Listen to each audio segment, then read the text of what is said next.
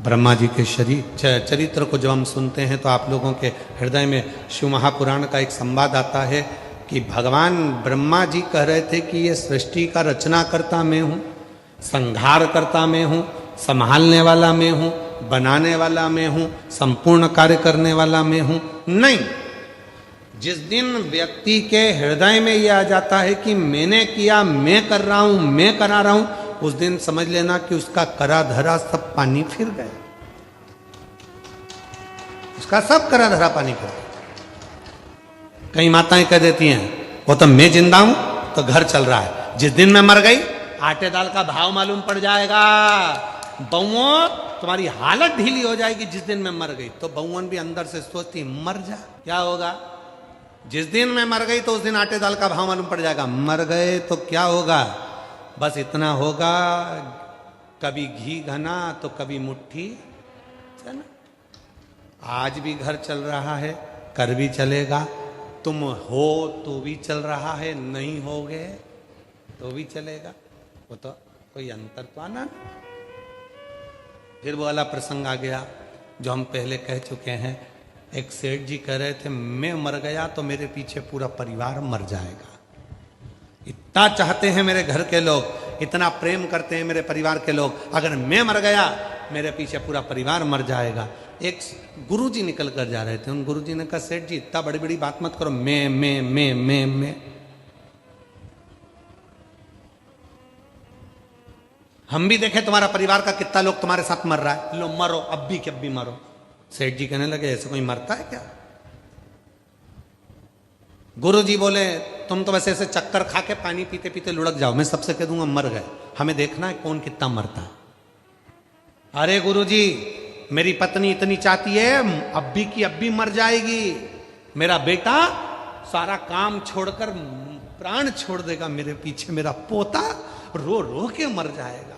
इतने में गुरु जी बोले मुझे वही लीला देखना है, तुम मर तो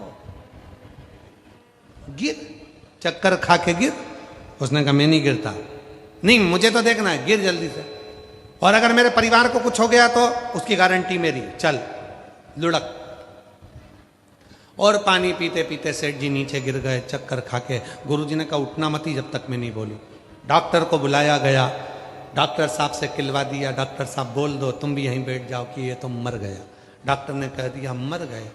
इतने में जैसे ही सुना मर गए, पत्नी धाड़ धाड़ के रोने लगी, अरे स्वामी तुम चले गए, मुझसे कहा तक नहीं, प्रभु तुम चले गए मैं कैसे जीऊंगी। खूब रो रही थी। गुरु जी बोले क्या हो गया बेटा, मेरा स्वामी चले गया। गुरु जी ने अपनी जेब में से एक छोटी सी पुड़िया निकाली, पुड़िया निकाल कर कहा मेरे पास ऐसी दवाई है, तू खाएगी तू मर जाएगी, पति जिंदा हो जाएगा, पति जिंदा हो जाएगा, ले तू खा ले। पत्नी रोते रोते बोली अब तो इनकी उम्र हो गई थी। पति मन में सोच रहा है कल बोल रही थी कि तुम जवान दिखते हो और अभी बोल रही उम्र हो गई थी। पति उठने ही वाला था, इतने में गुरुजी ने चिमटा खोल दिया, पड़े रहे चुपचाप, उठ मत जाना। बेटा आ गया, बेटा रो रहा था। पिताजी ने पूछा तू क्यों रो रहा है? मेरे पिताजी चले गए, किससे कितना लेना था ये भी नहीं बताया। बाप चले गया उसका गम नहीं है, किससे कितना लेना था ये भी नहीं बताया। इतने में गुरुजी ने बोला ये बूटी तू खा ले, तू खाएगा तू मर जाएगा, तेरा पिताजी जिंदा हो जाएगा। इतने में बेटा रोते रोते बोले पिताजी कह रहे थे अब तो सारा काम तुझे ही संभालना है, पिताजी को शांति से जाने दो। पिताजी बाप सोचने लगा बताओ ये काय की औलाद है। छोटा सा पोता रो रहा था, बच्चा तू क्यों रो रहा है? मेरे दादाजी चले गए, अब मुझे कुरकुरा कौन दिलाएगा,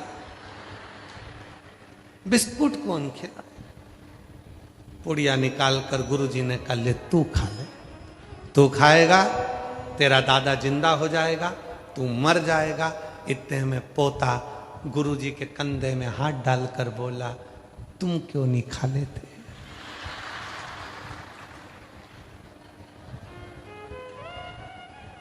इतने में पत्नी ने भी कहा, गुरुजी तुम तो सन्यासी हो, तुम खा जाओ।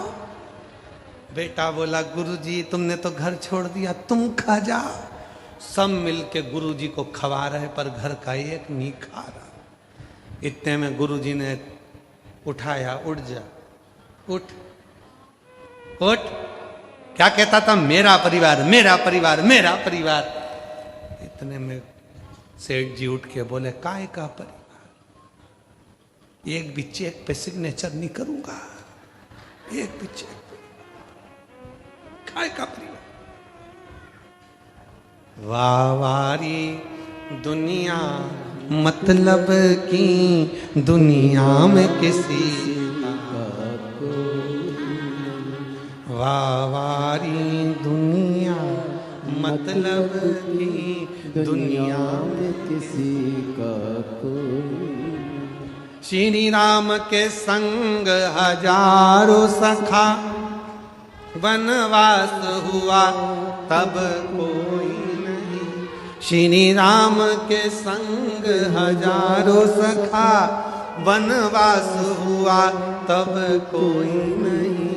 वावारी दुनिया मतलब की दुनिया में किसी का कोई।